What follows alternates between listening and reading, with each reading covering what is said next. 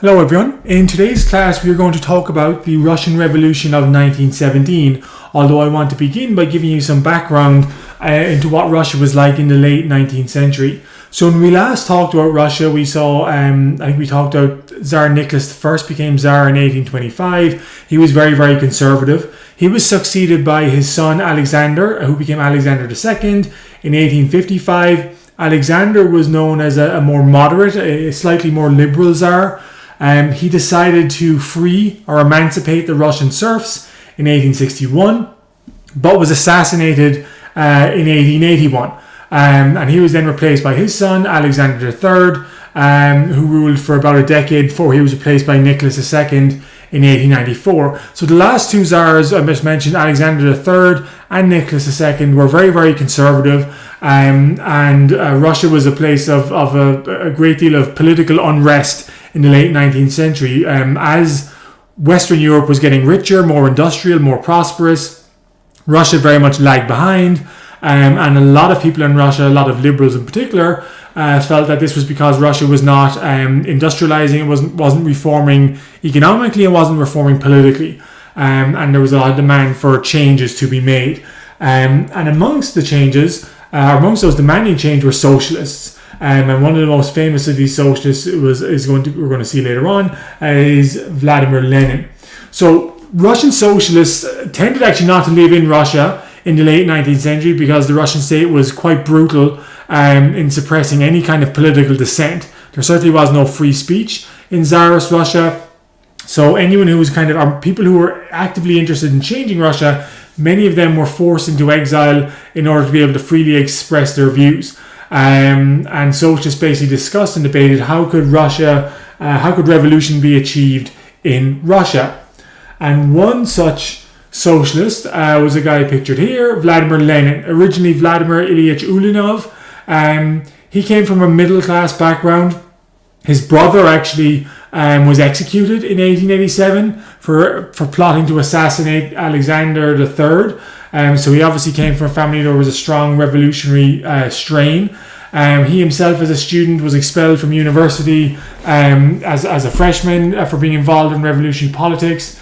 Eventually, he was sent to Siberia for 2 years in 1897.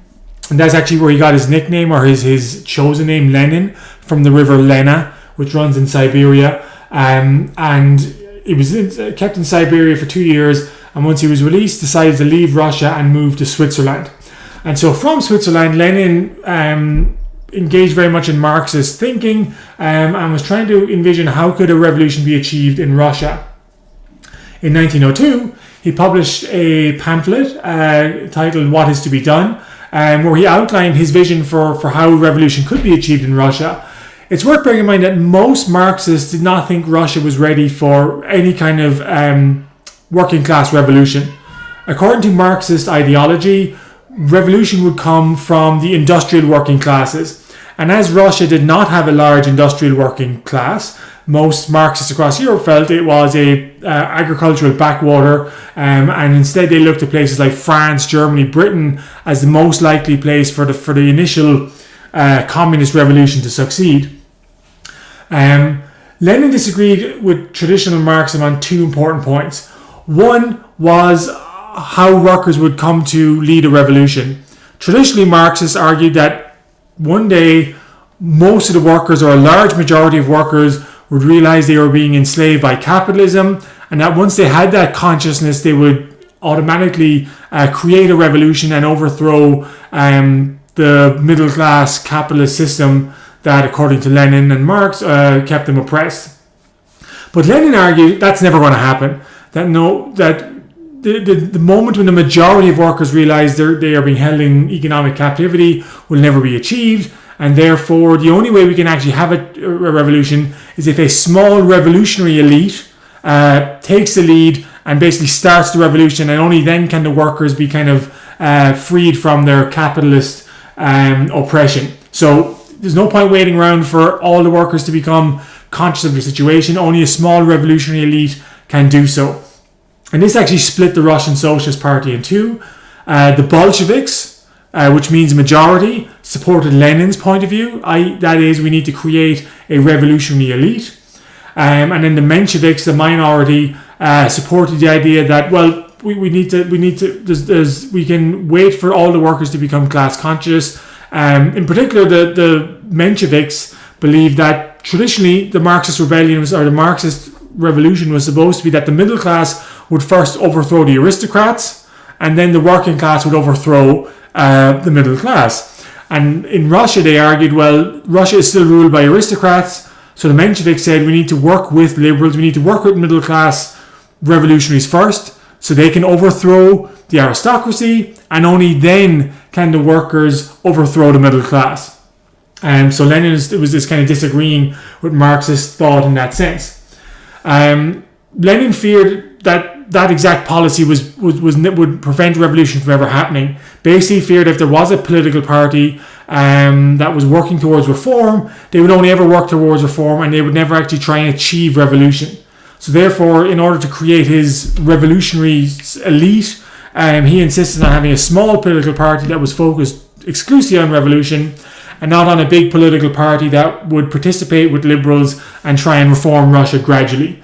He felt if they tried to reform Russia gradually, then no one would ever want to have revolution. But the other important part that Lenin disagreed with most Marxist thinkers was on Russia's potential for revolution. Again, the Marxists traditionally believed that it was only the industrial working class who would lead the revolution. Lenin, however, believed that the agricultural workers of Russia, the peasants of Russia, which of course was the vast majority of the Russian population, that they could actually be encouraged to join in a revolution with the workers. So in other words, we don't need to wait for Russia to have a big enough industrial working class to do this. We can harness the power of Russia's agricultural workers, get them to work with the industrial working class, and then create a union or create a revolution that way. So Lenin, in that sense, was quite a revolutionary thinker. He certainly was adapting traditional Marxist thought and crafting it in a way to suit the unique conditions of Russia. That is, a Russia that was very, very poor and primarily agricultural, that did not have a large working class. So, but we're going to park Lenin for a moment. We'll come back to Lenin a little later on. Let's jump forward to Russia in the early 20th century. So Russia in the early 20th century is governed by Tsar Nicholas II, who was a very conservative monarch himself. And in 1904, the big concern of the Russian government is growing conflict in the Far East with Japan. So Russia has been trying to expand into Manchuria, which is part of northern China. It's been trying to expand into Korea.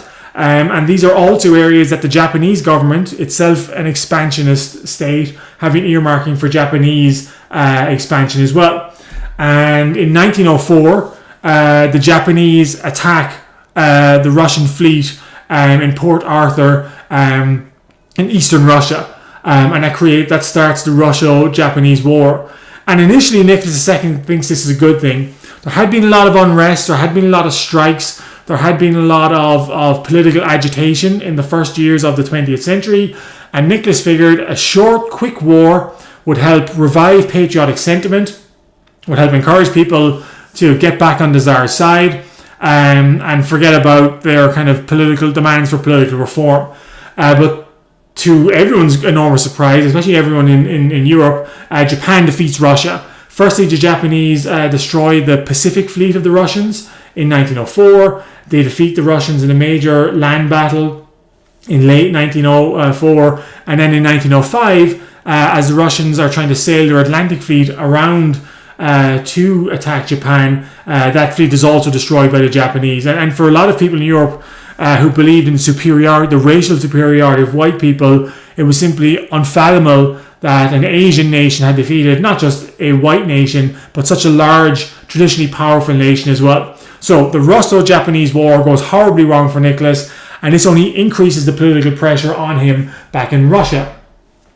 In 1905, a guy called Father Gapon led a peaceful crowd to the Tsar's palace, demanding that the Tsar introduce political reform. And the reason they marched to the Tsar's palace is because traditionally in Russia, people believed that the Tsar was always believed to be a good guy. The reason the Russian state did bad things, they believed, was that the Tsar's advisors kind of manipulated him into making bad decisions. So a lot of ordinary Russian people believed in the kind of inherent goodness of the Tsar himself, except that he was just led astray by poor advisors, and they hoped that if they could get their message directly to the Tsar, he would take their message on board and start reforming Russia. Instead, soldiers panicked as the crowd approached the Tsar's palace, and they killed 300 people, an event that became known as Bloody Sunday in Russian history. And this sparked outrage across Russia. It led to a wide range of strikes, political agitation. In St. Petersburg, workers formed a Soviet, that is essentially a governing council of workers, to try and run the city themselves. Nationalists across Russia began demanding some kind of autonomy for themselves, and Russia essentially descended into chaos in the wake of the Bloody Sunday massacre. And one reason this kind of chaos was exacerbated was the fact that most of the Russian army was in eastern Siberia trying to fight with the Japanese. They weren't there to suppress these various agitators back in western Russia. And as a result, Nicholas kind of felt he had no choice but to try and offer some reform. So in October 1905, Nicholas II produces October Manifesto, in which he announced some reforms. This included allowing certain groups to use their own languages for local government, Poles and Lithuanians in particular. Traditionally, the Russian state had tried to force everyone to learn Russian and use Russian exclusively.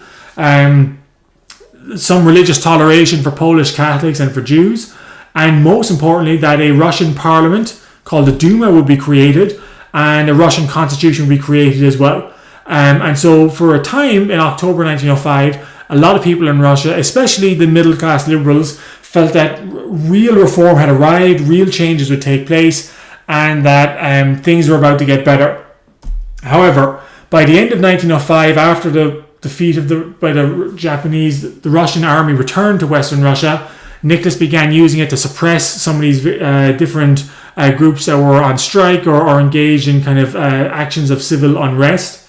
And when the constitution was actually introduced in 1906, it became clear that Nicholas was trying to make his Russian parliament as conservative as possible. So he did introduce a Duma, he did create a parliament, but he also created what was called a state council, or an upper house of the parliament, where he handpicked aristocrats, army officers and clergy members to sit in it, meaning that really not much would change because of this handpicked state council.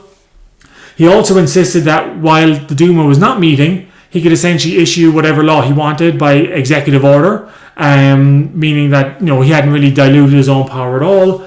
And by 1907, he had changed the voting system so much that really only the most powerful, he basically decreased the value of the ordinary peasant voter's vote. He reduced the ability of the various ethnic nationalities in Europe and Russia, their regions, to have a significant vote, and increased the power of large aristocrats and big business owners and the value of their vote.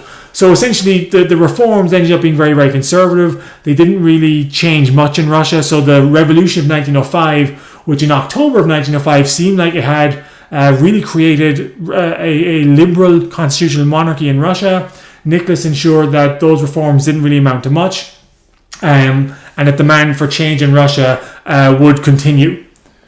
Or as one student put it, the Russian Revolution of 1905 began around 1907. Unfortunately, the Tsar was easily influenced by flutterers. The Triple Alliance faced NATO. This too was produced by Bismarck, who worked for Caesar at the time. Okay then,